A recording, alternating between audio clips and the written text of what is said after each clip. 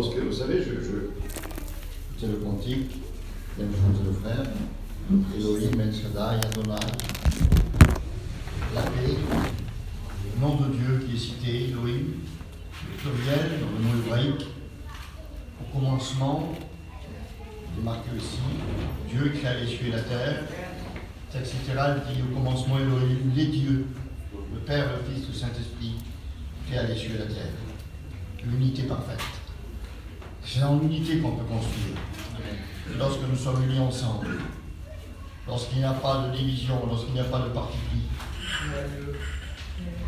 lorsque nous sommes unis comme nous le sommes ce matin, dans la foi, lorsque nous sommes unis dans l'espérance, puisque nous avons la même espérance.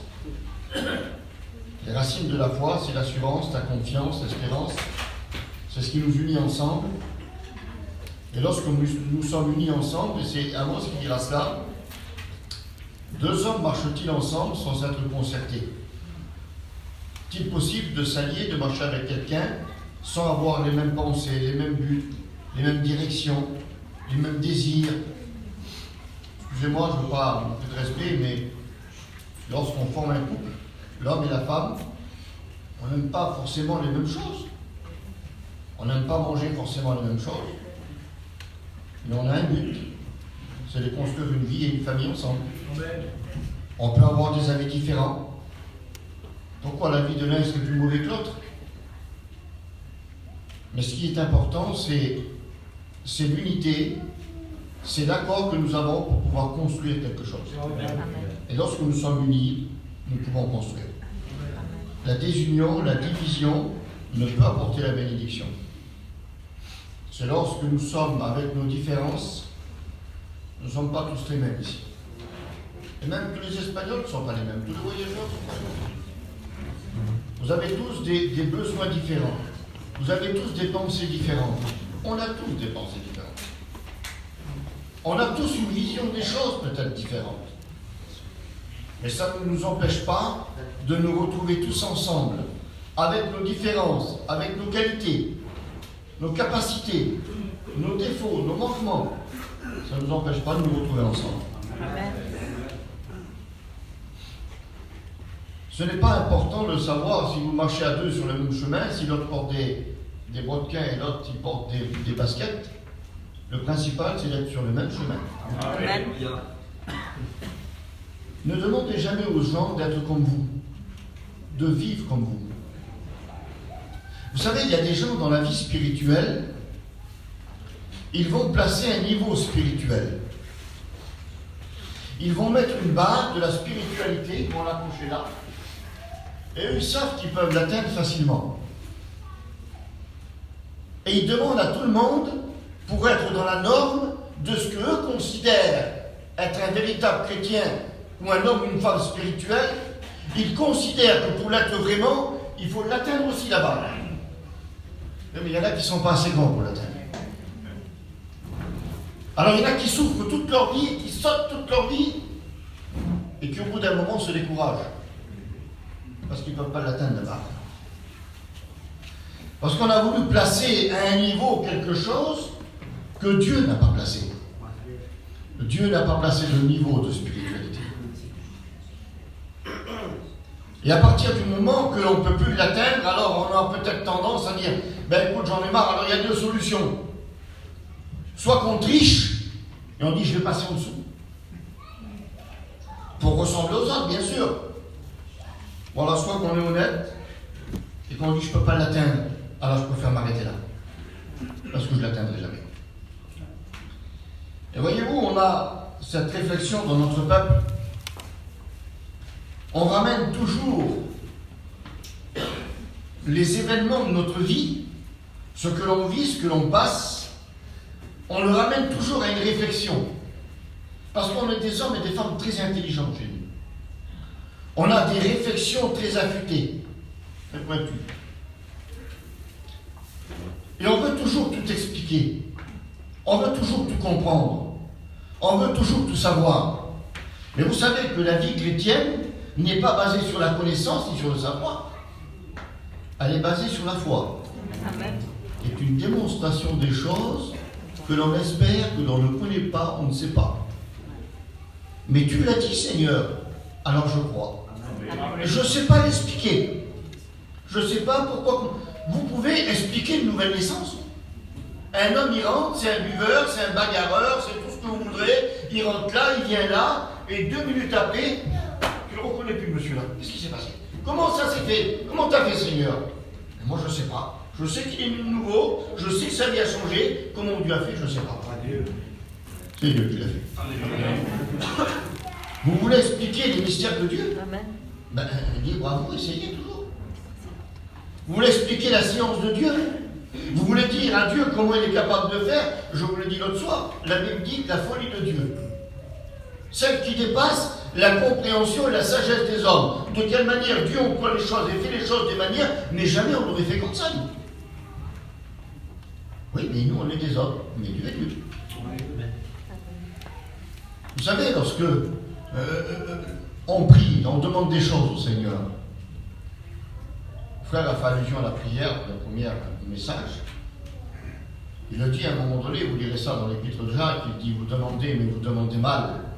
Vous demandez dans le but de satisfaire vos désirs, parce que si vous lisez le texte et le contexte, vous allez vous apercevoir que c'est dans le désir des progressions charnelles, si vous voulez, des fruits de la chair en quelque sorte. Vous priez pour la réussite de biens, vous priez pour vos convoitises, vous priez pour ça, et vous demandez, mais vous demandez mal. Vous demandez dans le but de satisfaire les désirs de la chair. Et Dieu dit, c'est pas ça. Alors je voudrais vous dire quelque chose ce matin, que lorsque l'on prie le Seigneur, faites attention à ce que vous demandez à Dieu. Vous croyez que Dieu n'écoute pas vos prières? Vous croyez que lorsque l'on s'adresse au Seigneur, on s'adresse au petit cantonnier du quartier? Ah non, Dieu écoute nos prières. Seigneur, fais de moi un véritable chrétien. Seigneur, fais de moi un serviteur de Dieu. Ah oui, mais attention à ce que tu demandes, mon gars. Parce que Dieu va te prendre au mot. Hein. Puis si tu veux être un véritable chrétien, si tu veux être en plus un serviteur de Dieu, il va avoir du retaillage. Hein. Et des fois, ça fait mal. Vous savez, quand vous taillez une branche, du moment où il y a de la sève, on dit que c'est des larmes, que l'arbre est en train de pleurer. Il y a des fois où Dieu est en train de couper des branches. Ah Seigneur, non pas celle-ci. Ah ben si tu veux réussir. Tu me l'as demandé, tu t'en rappelles? Tu me l'as demandé en Corse. Alors je le fais maintenant. Maintenant, il faut que tu assumes ce que tu as demandé. Alors il y a des choses, si vous voulez, que Dieu fait qui nous dépassent. On prie comme des enfants. Seigneur, si tu ferais ça, tu verrais qu'est-ce qui se passerait derrière. Si tu guérirais cette personne, toute la famille viendrait au Seigneur. Je l'ai vu comme ça. Et puis je dois dire que j'ai fait aussi la prière, pour être honnête. Et puis Seigneur, il n'a pas guéri la personne.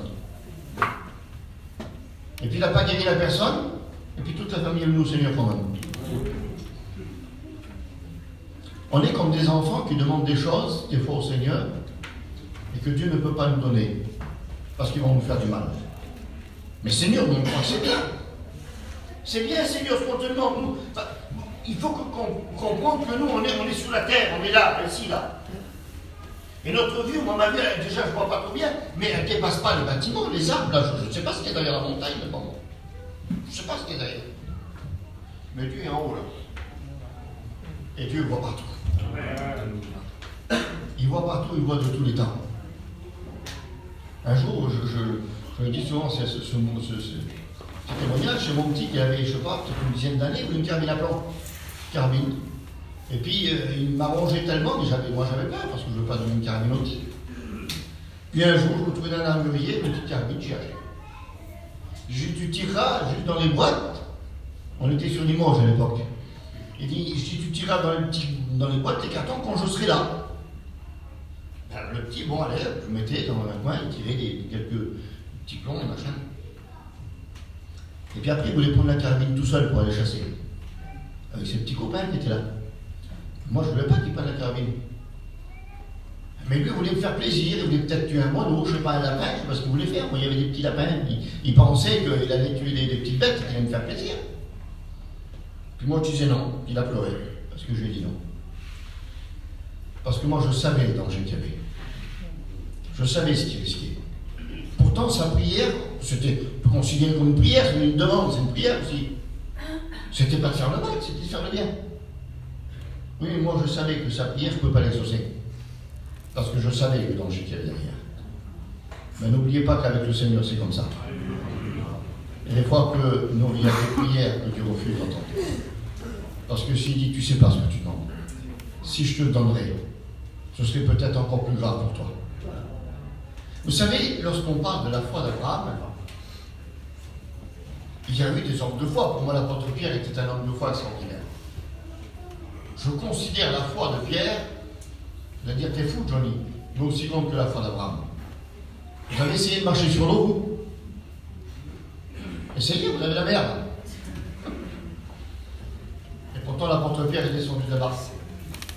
Il a dit, Seigneur, si c'est toi, alors si c'est toi, je peux venir. J'ai dit, mais viens. C'est la nuit, il y a du vent. Il descend de là-bas, et le black, il est sur l'eau. Vous connaissez une foi aussi grande, vous? Abraham a vécu quelque chose lorsque l'Éternel lui a fait la promesse. Vous connaissez toute l'histoire d'Abraham. Il dit, tu auras une descendance.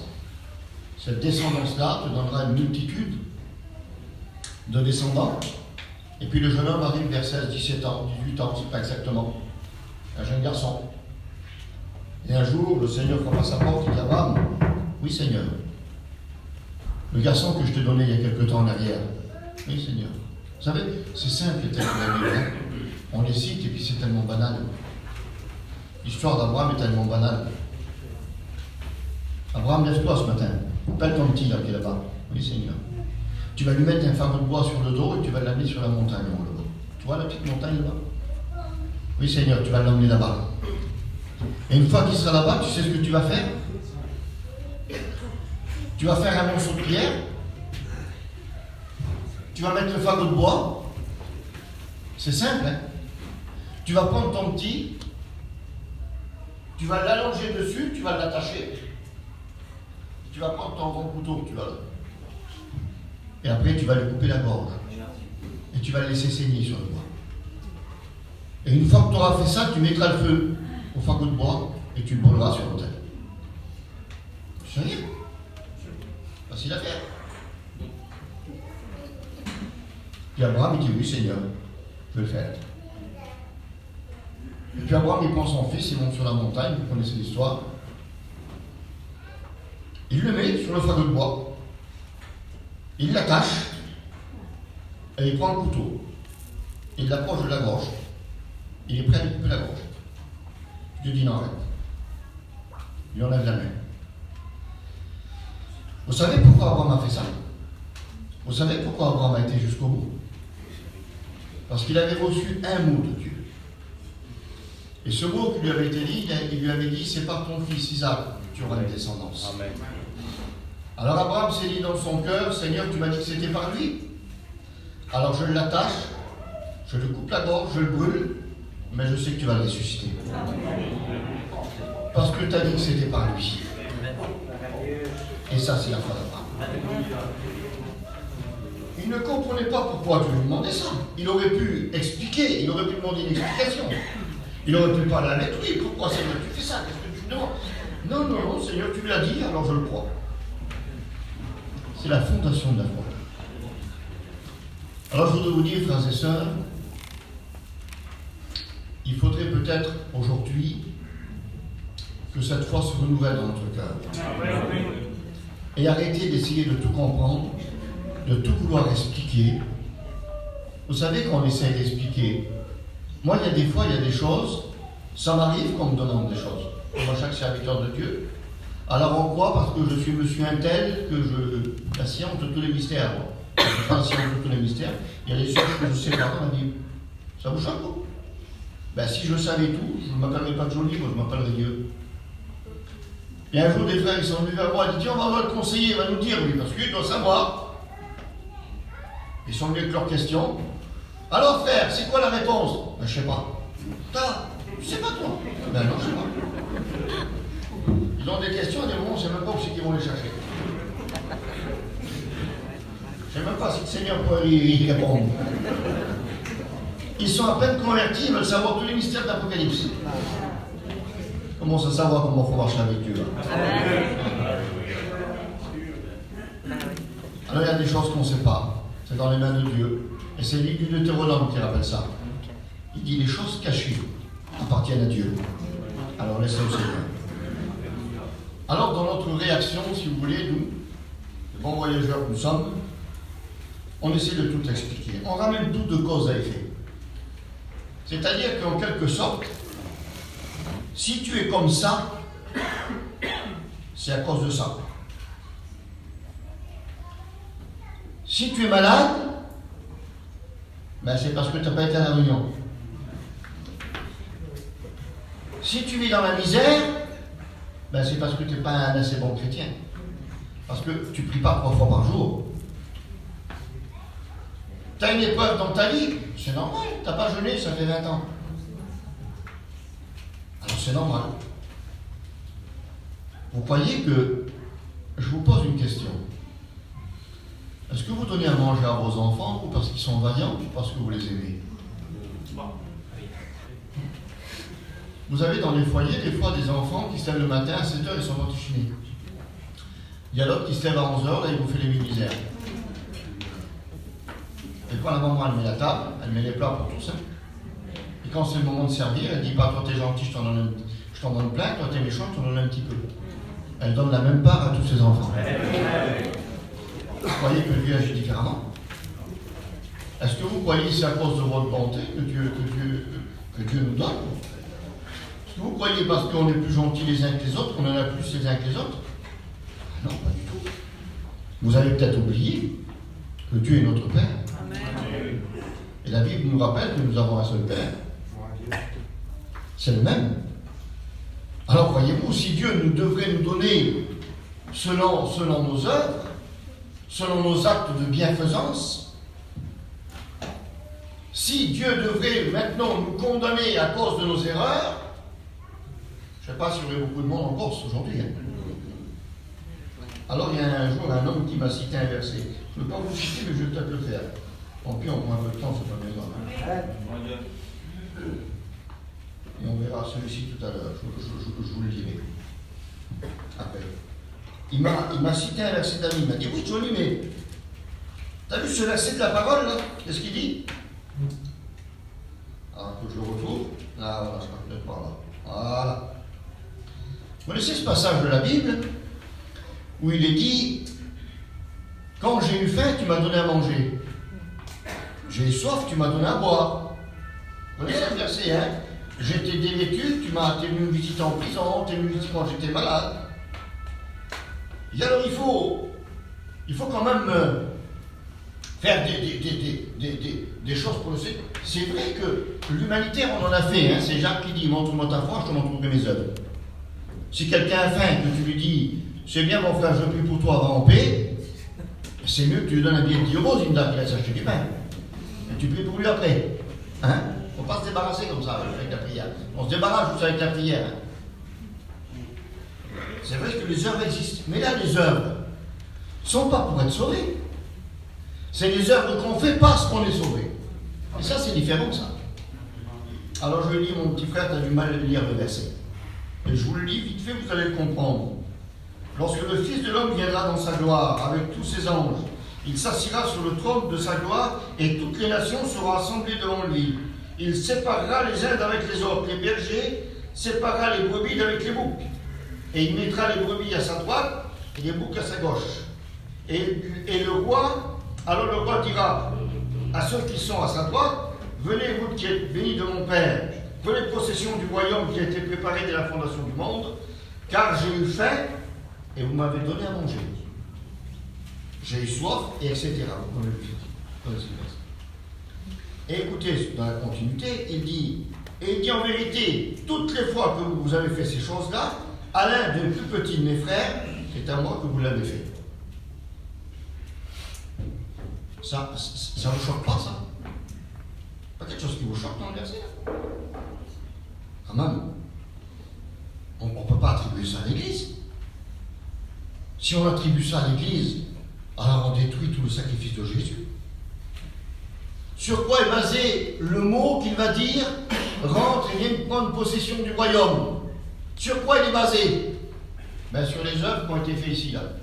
Parce qu'il a donné à boire, il a donné à manger. Alors on explique, hein. Et si vous lisez, lorsque le Fils de l'homme viendra dans sa gloire. Ah, c'est quoi ça, le Père? C'est pas le retour en gloire, ça? Retour en gloire, c'est pas dans la bonne église. Et si vous lisez un petit peu plus, je vous dis en vérité, à chaque fois que vous faites ça, au plus petit de mes frères. Qui c'est les frères de Jésus? C'est Israël. L'église, c'est son épouse. Non, c'est pas pour l'église. Parce que sinon, vous annulez le sacrifice de Jésus. Là, le salut est basé sur les œuvres. Alors que notre salut à nous, il est basé sur la foi en Jésus-Christ. Ça veut dire que tout le monde, même si tu n'es pas capable, si tu ne sais rien faire, excusez-moi du mot, on est des bons à rien, mais on peut être sauvé quand même. Alors que là, il fallait faire des œuvres. Et ça ne s'adresse pas à l'église. Alors on est fort pour mettre, si vous voulez, la barre assez haute. Mais des fois, on n'a pas compris le sens que le Seigneur est en train de nous parler.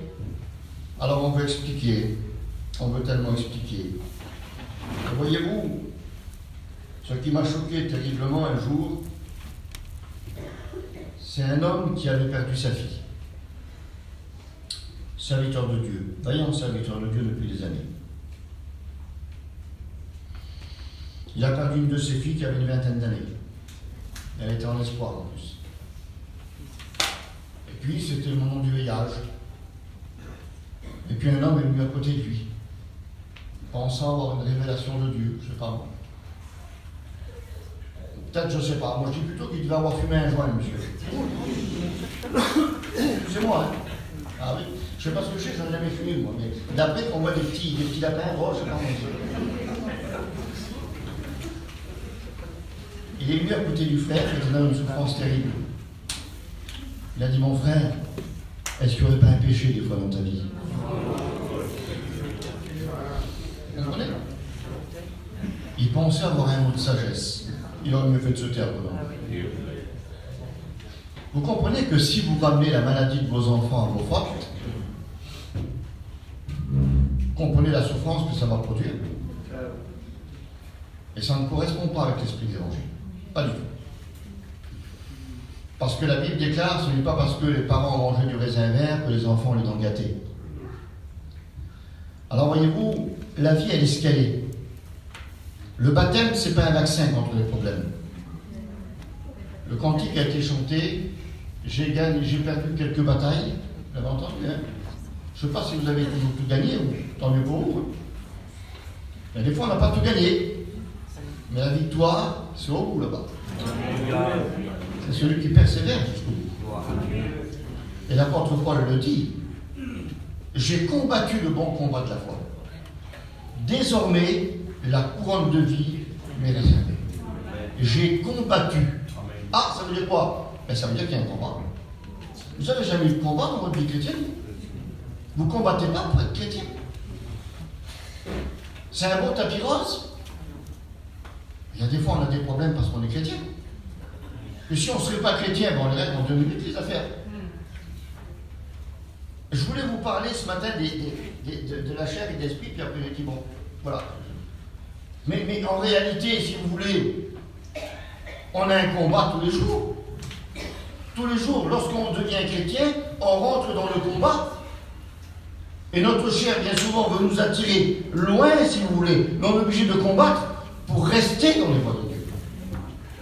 Vous n'avez jamais de tentation? Vous n'avez jamais de mauvaises pensées? Ah. Vous savez, il y a un texte qui dit que nous avons été purifiés dans notre corps et dans nos pensées. La purification des pensées. C'est le texte de la Bible qui le dit, hein. Vous avez été purifiés dans vos pensées. Imaginez-vous qu'on afficherait là, ici, là, les pensées de chacun. Je n'ai pas le temps de compter jusqu'à 3, il n'y a plus personne dans la salle. Et non, pas vrai. Alors les pensées arrivent, mais on n'est pas obligé de les garder. C'est comme un moineau qui tourne.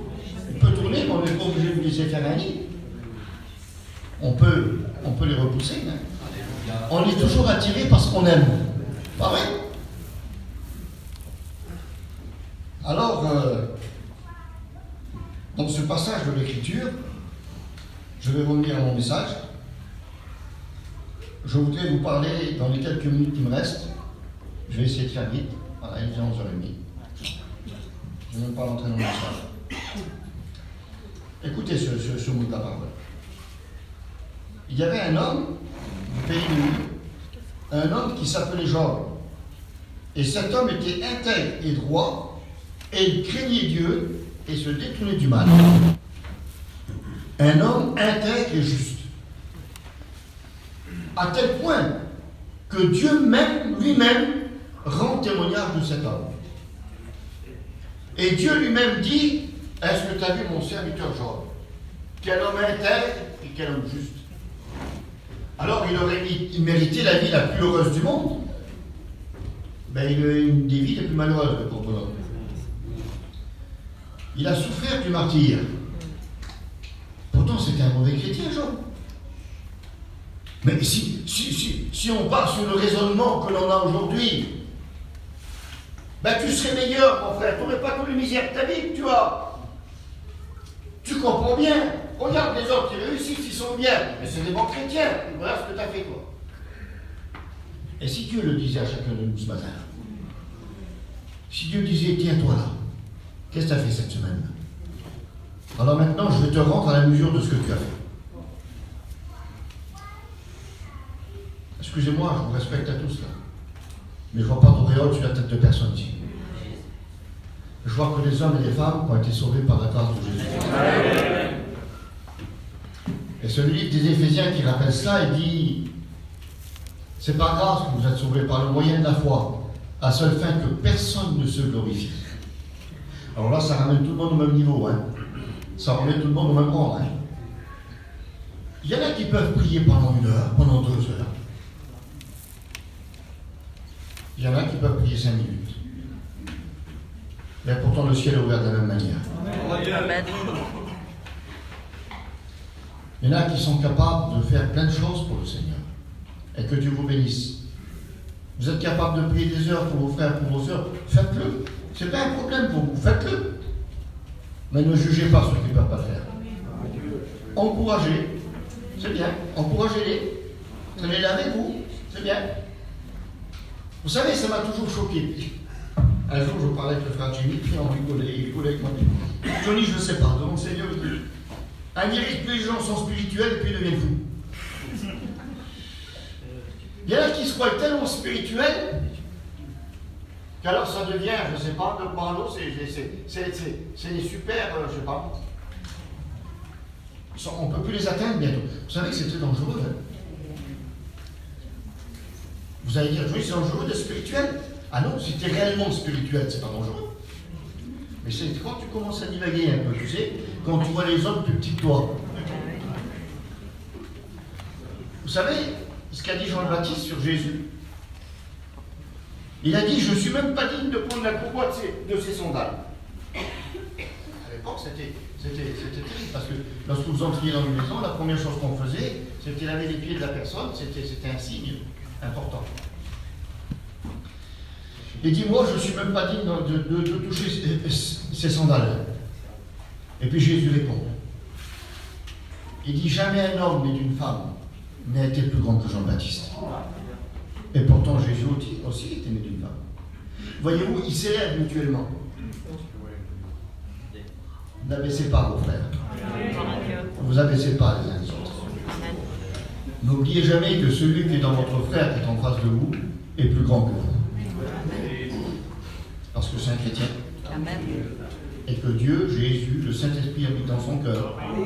Et vous n'avez pas le droit de l'abaisser. Si Jésus est en lui, vous n'avez pas le droit de l'abaisser. Et puis le Seigneur le conduira. Un jour, l'apôtre Pierre s'est adressé à Jésus, il a dit avec Jean, c'était à la fin, il a dit, toi, suis-moi. Viens avec moi. Et non, t'inquiète pas, toi, suis-moi. Vous savez, c'est pour ça que la Bible dit que la vie spirituelle, la vie chrétienne, ne la basez pas, ne regardez pas les autres.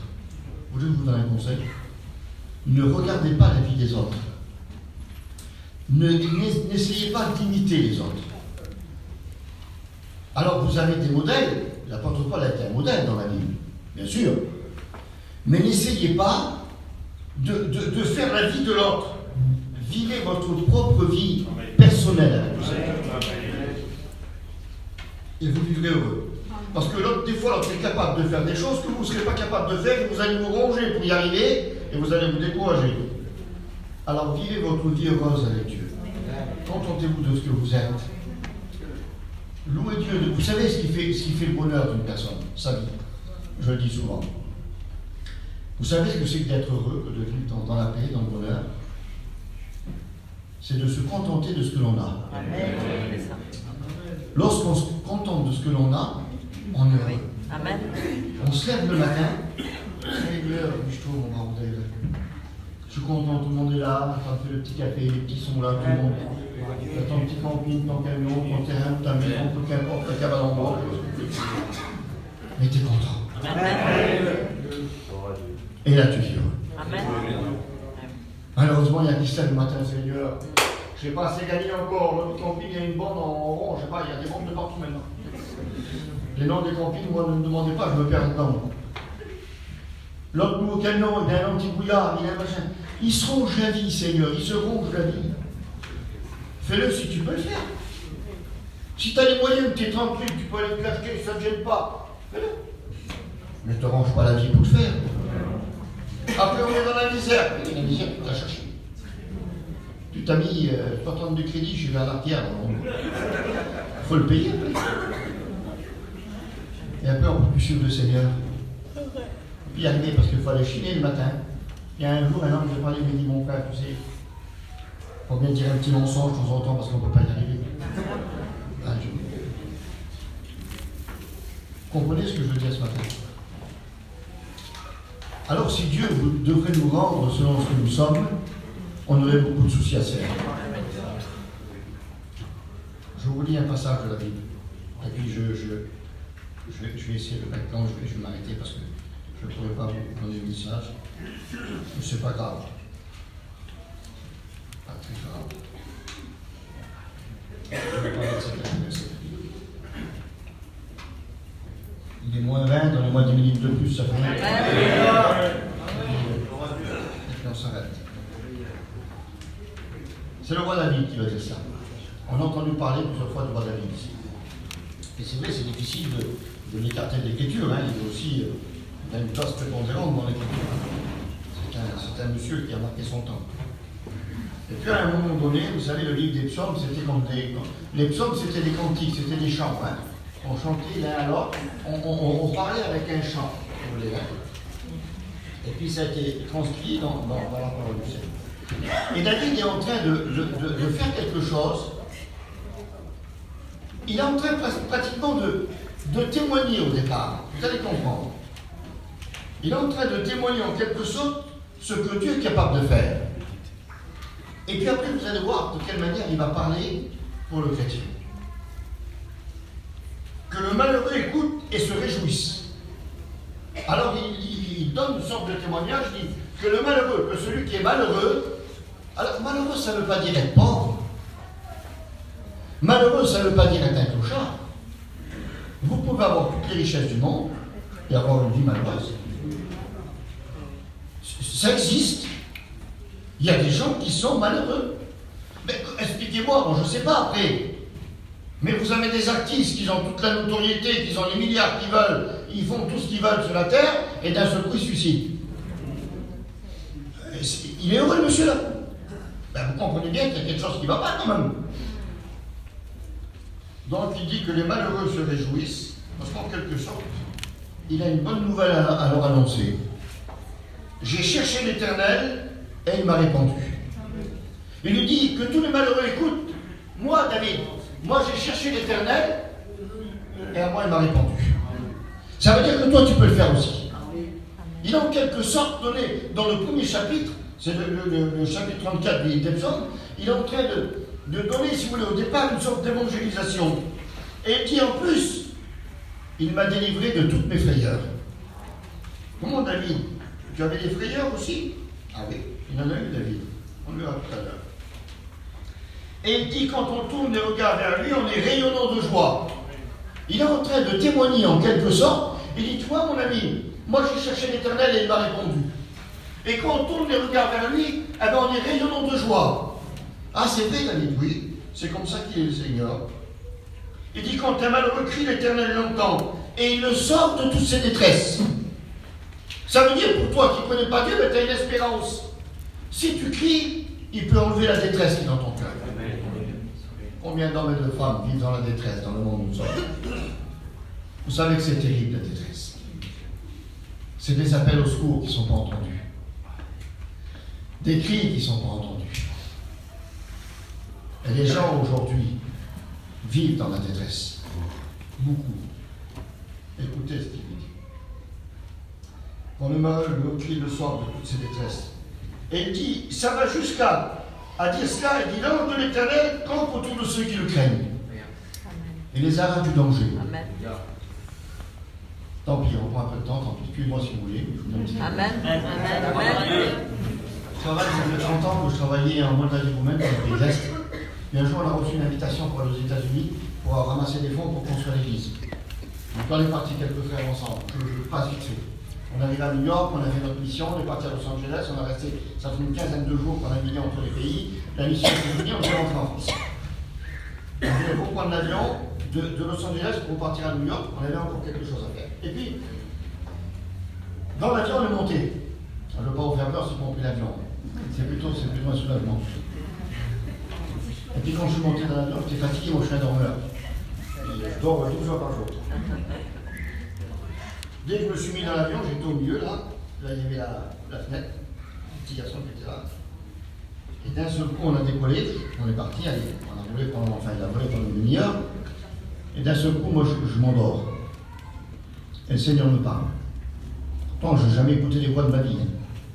Et Dieu me dit, je vais te montrer de quelle manière je garde mes enfants. Alors moi, ça m'a choqué. Et d'un seul coup, je vois sur 2 bouts de l'avion, deux anges avec les mains comme ça qui tenaient le dessous des ailes, un de chaque côté. Je me réveille. Je regarde par les hublots, je dis à la personne, je dis, j'ai dû rêver. Je me rendors. Deuxième coup, encore une fois, la même chose. Le même discours et la même vision.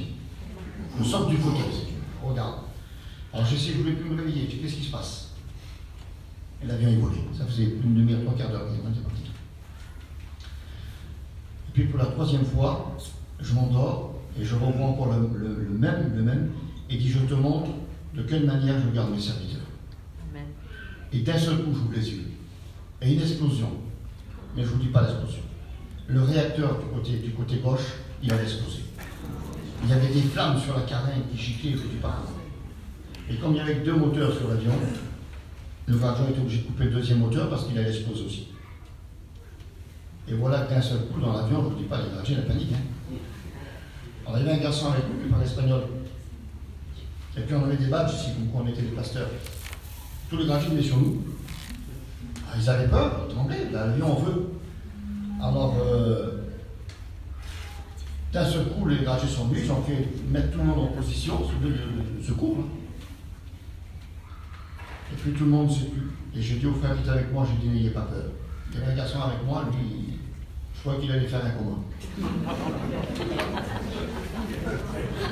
Il avait les lèvres, ils étaient tous bleus. Et il me criait dessus. Excusez-moi des mots, il était très paniqué. Moitié fou, je ne dis pas les paroles qu'il disait sur moi. Je n'ai pas peur, je dis c'est rien, tout le monde. Et puis, on s'est calé. Et puis l'avion a commencé à tourner. Il a tourné. Il a passé au-dessus des montagnes, sans moteur. Hein. Je pense que ça fait 70 tonnes un avion comme ça. Ça tient en l'air que par la force centrifuge, par la poussée du réacteur. Il a tourné. Et puis il a volé. Et il a volé. Comment il a avancé, dites-moi. Dites-moi comment il a vomi, il n'avait pas de moteur. Qui c'est qui le poussait, qui c'est qui le tenait? Et vas-y, je te vois. On est arrivé sur le terrain d'atterrissage à Los Angeles. Je dis, Dieu m'est témoin, je ne rajoute pas ni rien.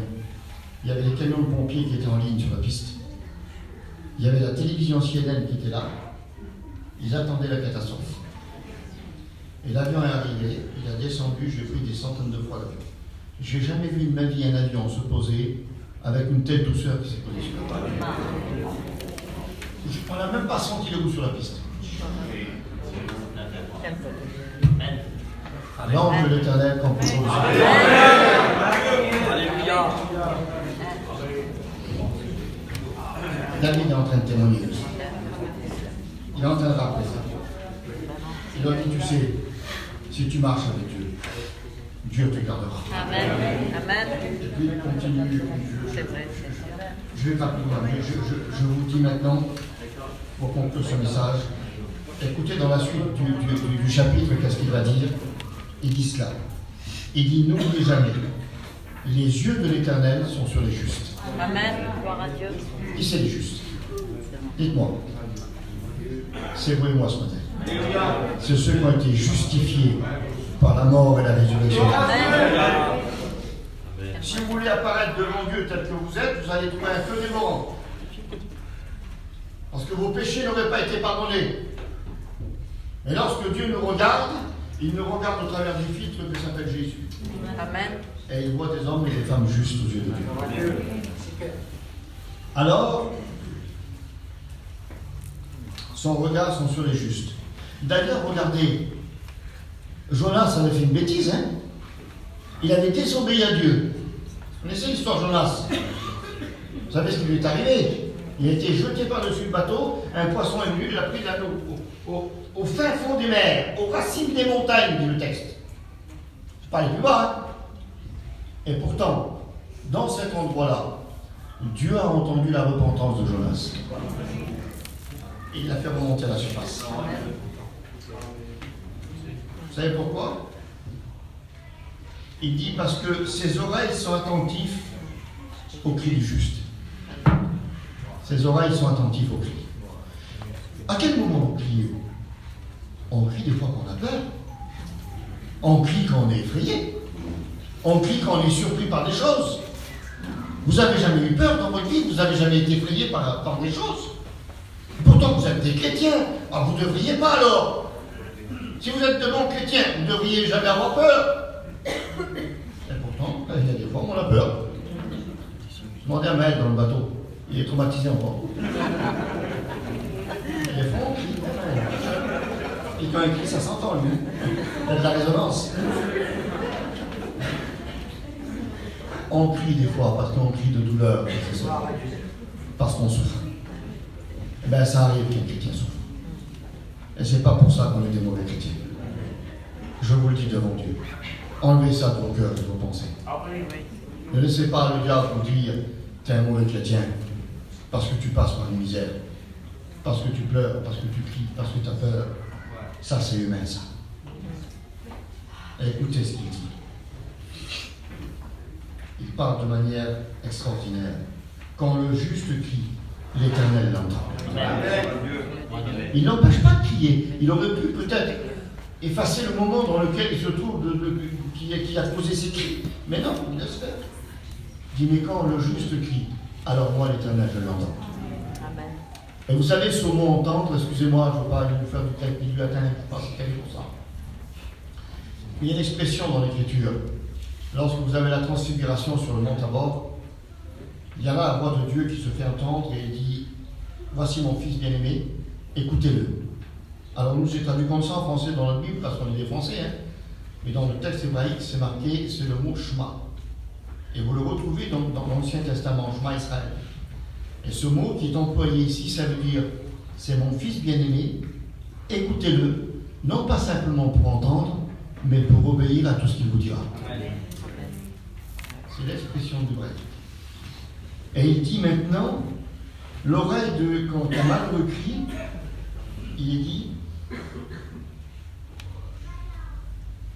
l'Éternel l'entend.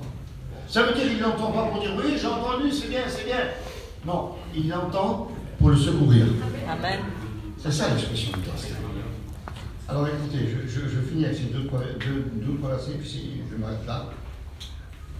On le juste cri, l'Éternel l'entend, et il le délivre de toutes ses détresses. Ça veut dire quoi ça? Ça veut dire qu'un juste peut avoir des détresses? Ah non, mais si tu serais un bon chrétien, tu ne devrais pas avoir de détresse. C'est ça? Ben non, ça ne va pas. Vous pensez qu'à un moment donné, Job n'a pas été dans la détresse?